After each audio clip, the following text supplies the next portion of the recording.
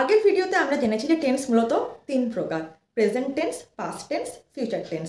এবারে জানবো কয়েকটা উদাহরণের মাধ্যমে এগুলো। ধরুন আমি বলছি আই ইট রাইস, আমি ভাত খাই, প্রেজেন্ট টেন্স হলো।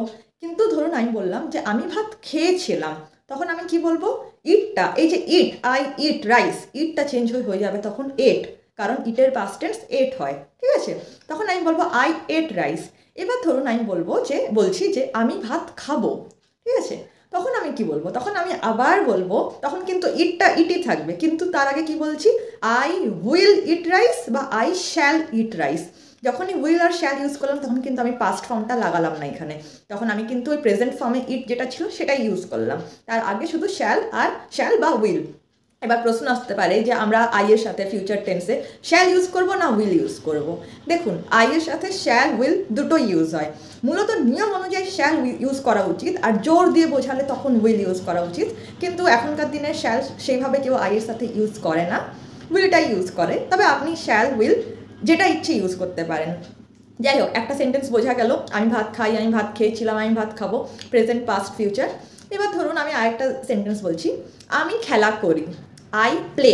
আমি খেলা করি, বোঝা গেল। আই প্লে মানে প্লে হচ্ছে ভার্ব, খেলা। এবার আমি বললাম গতকাল আমি খেলা করেছিলাম, গতকাল আমি খেলেছিলাম। ইয়েস্টারডে আই প্লেড বা আই প্লেড ইয়েস্টারডে। এই যে ইয়েস্টারডে ওয়ার্ডটা আমি কেন ইউজ করলাম? গতকাল, আগের দিন। গতকাল বোঝানোর জন্য আমরা ইয়েস্টারডে বলি, আজকের দিনটা বোঝানোর জন্য টুডে। আবার যদি আমি বলি আগামীকাল, তখন আমি বলবো টুমরো।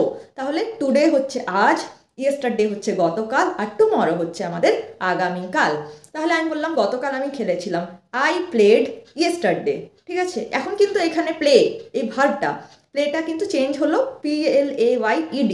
আবার যদি আমি বলি আমি আগামীকাল খেলবো, আই শ্যাল বা আই উইল প্লে টুমরো, ঠিক আছে? তখন কিন্তু আবার আমি উইল ইউজ করেছি, তার আগে আমি শ্যাল বা উইল ইউজ করলাম, আর প্লেটা প্লেই থাকলো, আর এখানে টুমরো লিখলাম। কেন? কারণ আগামীকাল বলে। তাহলে ভার্বের ফর্মগুলো আমাদের এইভাবে চেঞ্জ হচ্ছে, কোথাও সেটা সম্পূর্ণ চেঞ্জ হয়ে যাচ্ছে, কোথাও আবার শুধুমাত্র ইডি যোগ করে ভার্বের ফর্মটা চেঞ্জ হচ্ছে। তাহলে এই যে টেন্স জানার সময় আমাদের এটা জানাও খুব প্রয়োজন যে ভার্বের ফর্মগুলো কোথায় কিভাবে চেঞ্জ হচ্ছে। পরের ভিডিওতে তাই আমরা এই বিষয়ে একটু আলোচনা করব যে ভার্বের ফর্মগুলো কোথায় শুধুমাত্র ইডি যোগ হচ্ছে আর কোথায় সম্পূর্ণই চেঞ্জ হয়ে যাচ্ছে। তারপর আমরা টেন্স মানে প্রত্যেকটা টেন্সের যে 4টা করে ভাগ সেগুলো সম্বন্ধে আলোচনা করব।